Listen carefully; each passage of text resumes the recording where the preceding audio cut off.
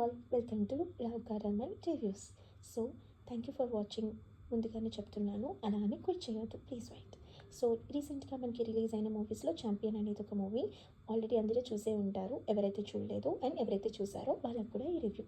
ఎవరైతే చూసారో వాళ్ళు ఈ మూవీ రివ్యూ మ్యాచ్ అయితే మీతో లైక్ చేయండి, చూడండి వాళ్ళు ప్లీజ్ కమెంట్ చేయండి, థ్యాంక్ యూ అని. So let's get in to the video. Champion movie మన శ్రీకాంత్ గారి కొడుకు రోషన్ మీకా వచ్చిన మూవీ అనమాట. చాలా అంటే చాలా బాగా ఉంది. ఫస్ట్ వచ్చేసి మనం క్యాస్టింగ్ గురించి మాట్లాడుకుందాం. క్యాస్ట్ అయితే చాలా బాగా తీసుకున్నారు అండ్ ఇది పీరియాడికల్ మూవీ కాబట్టి మనకి దానికి తగ్గట్టుగానే క్యాస్టింగ్ అనేది తీసుకోవడం జరిగింది. And Roshan is perfect choice.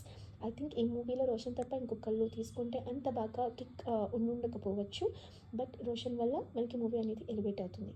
And heroine కూడా యాక్చువల్గా అమ్మాయి తెలుగు అమ్మాయి కాదనుకుంటాను, కానీ చాలా బాగా చేసిన తెలుగు అమ్మాయిలాగా.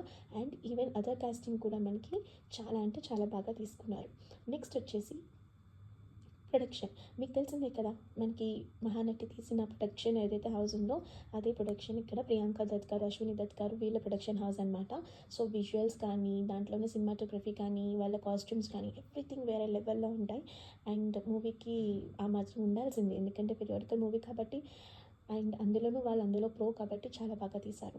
అండ్ రైటింగ్ వచ్చేసరికి మనకి స్లో, అంటే స్టార్టింగ్ మనకి కొంచెం జాలీగా ఉంటుంది. అందులోనూ కోవే సర్లా గారు ఉన్నారండి.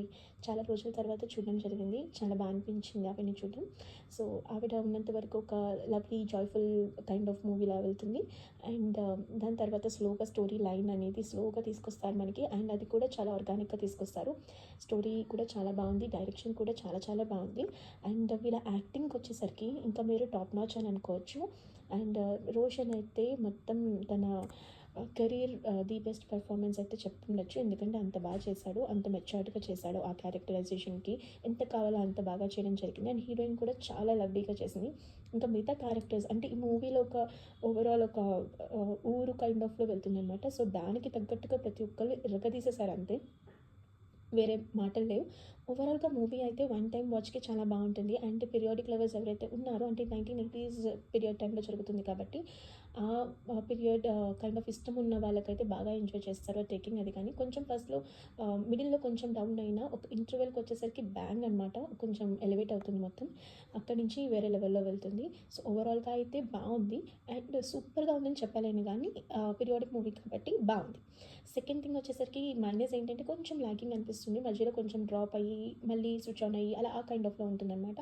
సో అందుకని నాకు తెలిసి ఇది సూపర్ డూపర్ హిట్ అవ్వలేకపోయిండొచ్చు, but story wise, direction wise, acting wise everything అయితే టాప్ నాచ్, చాలా బాగుంది. ఎవరైతే చూడలేదో వాళ్ళు ఖచ్చితంగా చూడండి.